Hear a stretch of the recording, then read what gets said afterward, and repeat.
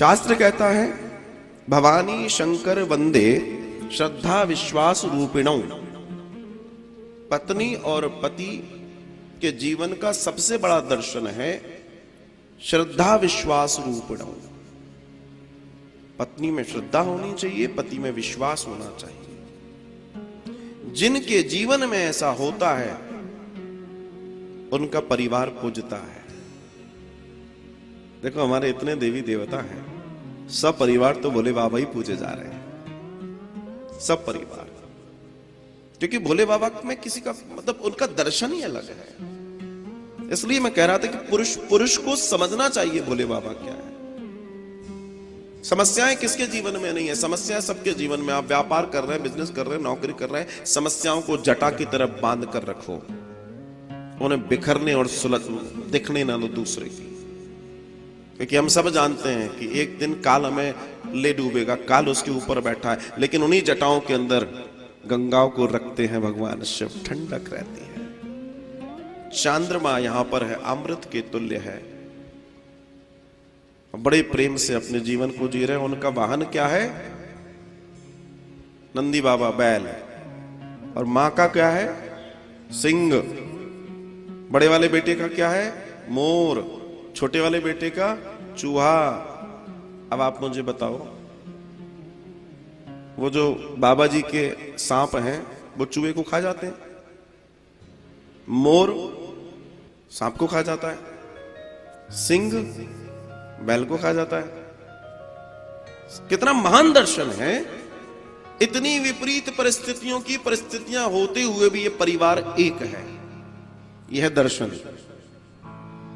किसके घर में 4 बर्तन नहीं है और नहीं खटकते? लेकिन इसका मतलब ये तो नहीं है कि हम अलग हो जाएं, वो अलग हो जाएं, ये ऐसा कर ले वैसा नहीं। ये है दर्शन। हम एक्चुअल में क्या कर रहे हैं? हम सिर्फ चेहरा देख के भगवान की पूजा कर रहे हैं।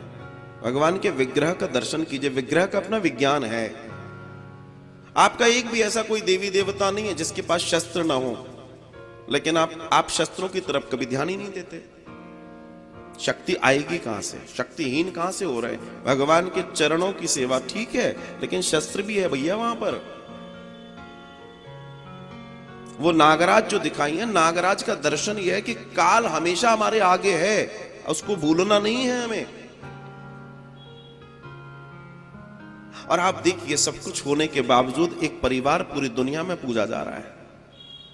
सारे लोग अलग अलग मति के हैं ना। अगर मति के हिसाब से मान लें, हम सब अलग मति के होते हुए भी इस परिवार को पूज रहे हैं, तो हमारे परिवार को हम एक क्यों नहीं रख सकते? हमारे परिवार को भी तुम एक रख सकते हैं।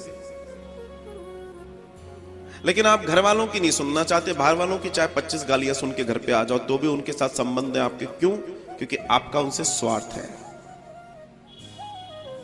बस ये समस्या है। और ये समस्या जब तक मनुष्य नहीं सुलझाएगा अपनी, तब तक नहीं होगा, तब तक नहीं होगा। और ये हर किसी को समझना होगा। ये सिर्फ इतना ही नहीं है कि मैं आपसे कह दूं, आप मुझसे कह दें। मैं आपको एक बस छोटी सी, मेरी तो कथा का दर्शन ही यही कि हम अपने आप को इतना सुंदर, इतना सुंदर, इतना सुंदर परिवार बनाए कि उस परिवार से गोविंद प्रसन्न हो। जिस परिवार में एकता होती है, जहां किसी तरह की हिंसा नहीं होती, वहीं तो ठाकुर जी आकर रहेंगे। आपके मंदिर तो आपने सजा लिए, लेकिन अगर आपके घर में प्रेम नहीं है तो आप क्या सोच रहे हो? ठाकुर जी आएंगे वहां पर? संभव ही नहीं है। हम इस चर्चा को थोड़ा इस संदर्भ में लें कि अगर हम वास्तव में ईश्वर प्राप्ति के मार्ग पर चल पड़े, अगर वास्तव में अपने अध्यात्म को पुष्ट करने के मार्ग पे हैं, तो सबसे पहले तो ये देखिए रोज शीशे में जाकर कि आप मुस्कुराते हुए दिख रहे हो कि नहीं दिख रहे हो। या मतलब ये पहली प्रक्रिया मैं आपको बता रहा हूं, क्योंकि आध्यात्मिक व्यक्ति जो होता है उसका चेहरा कोमल हो जाता है। तो आप चेक करो, नहीं हो रहे हैं तो और प्रैक्टिस करो, और प्रैक्टिस करो, और प्रैक्टिस करो, निरंतर प्रैक्टिस करो, निरंतर। चेहरे तो उजले कर दिए, मन सब अंधेरे लिए बैठे हैं। सबके मन में अंधकार भरे हुए हैं। बाहर का आर्टिफिशियल मेकअप तो बहुत महंगे महंगे ले रहे हैं, मगर अंदर के लिए हमने कभी ध्यान, कभी वास्तविकता, कभी प्रेम, कभी करुणा, कभी दया, तैयारी नहीं की, जो अंदर का मेकअप है।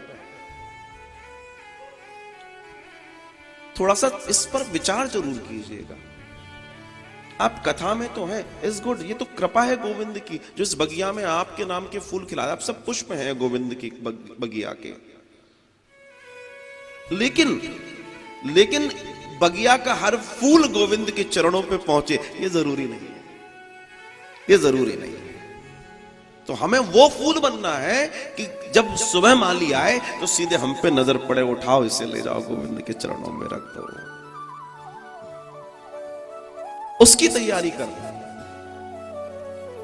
यही तो भागवत है। तैयारी करने का विषय ही भागवत है।